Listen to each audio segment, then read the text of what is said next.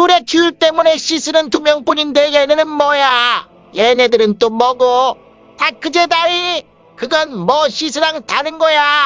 간단히 말하자면 다크 제다이는 포스의 어두운 면을 따르는 포스 감흥자들을 총칭하는 표현입니다. 그러니까 다크 제다이는 넓은 개념이고 시스는 다크 제다이들 중 일부가 모인 하나의 집단입니다. 인퀴지터나 벤트리스는 다크 제다이지만 시스는 아닙니다. 명목상으로는 인퀴지터리우스와 시스는 별개의 조직입니다. 본래 다크 제다이라는 단어는 타락한 제다이를 지칭하는 표현이었지만 시간이 흐르며 현재와 같이 포스의 어두운 면의 추종자들을 포괄하는 용어로 자리 잡았습니다. 사실 다크 제다이라는 용어는 되게 어색한 이름입니다. 애초에 다크 제다이는 제다이가 아닐 뿐더러 제다이는 포스의 밝은 면을 추구하는 존재라 다크와 제다이는 서로 합쳐질 수 없는 단어인데요. 이런 이름이 붙여진 이유는 스타워즈 속 은하계의 평범한 사람들은 제다이라는 단어를 레이저 칼 들고 마법 부리는 사람들을 총칭하는 표현으로 알고 있기 때문입니다. What were they? Couple of Jedi gone rogue or something? They're not Jedi. Well, the droids that got attacked said the dares were red. They are Sith. 제다이처럼 보이는데 나쁜 짓을 하니까 그냥 다크 제다이라고 부른 것입니다. 다스 레반이 일으킨 전쟁이 제다이와 시스 사이의 전쟁이지만 제다이 내전이라고 불리는 것도 이와 같은 맥락입니다. 스타워즈의 역사에서 다크 제다이가 처음으로 나타난 것은 야빈 전투로부터 약 24,500년 전입니다. 젠도르라는 이름의 한 제다이 기사는 포스의 어두운 면을 연구하기 위해 제다이 평의회에 승인을 요청했지만 거부당합니다. 당시 제다이 기사단은 극도로 경직되어 있었고 규율들로 인해 개성이 제한되어 있었습니다. 젠도르는 레토우 군단을 창설하고 추종자들과 함께 포스의 어두운 면을 연구하기 시작했습니다. 그렇게 제다이 기사단과 레토우 군단은 전쟁을 벌였고 이 사건을 1차 대분열이라고 불렀습니다. 젠도르가 전사하고 대부분의 다크 제다이들은 토벌되거나 은하계 어딘가로 도주했습니다.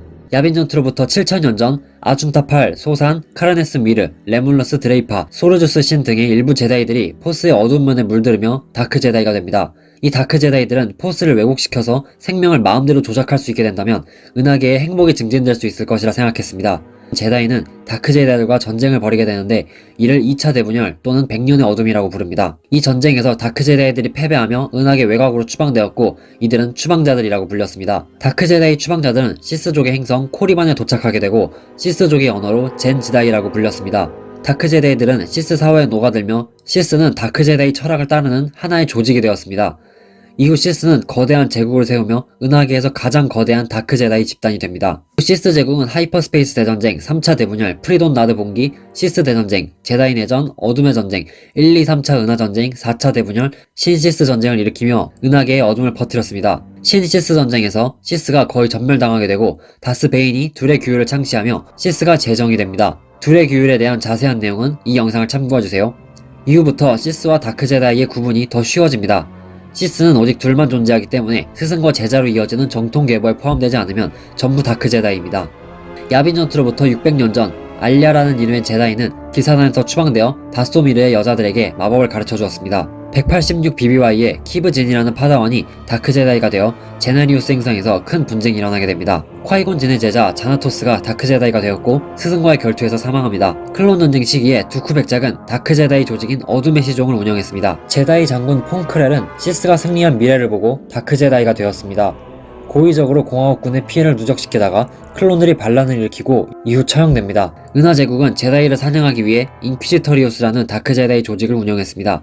레전드 세계관에서는 황제의 손이나 다크사이드 엘리트, 어두운 면의 예언자, 비스 메이지, 제국 포스 어댑트, 제국 황권 수호자, 황제의 그림자 근위대, 제국 파수꾼, 세이버 가드, 제국 시스 에콜라이트, 시니어 다크사이드 어댑트, 밤의 잠의 시스 마녀, 시스의 형제들, 공포의 바이오 드로이드, 에버런트 클론, 7인의 다크 제다이, 샤사 기사단 등과 같은 다크 제다이 조직들을 운영했습니다.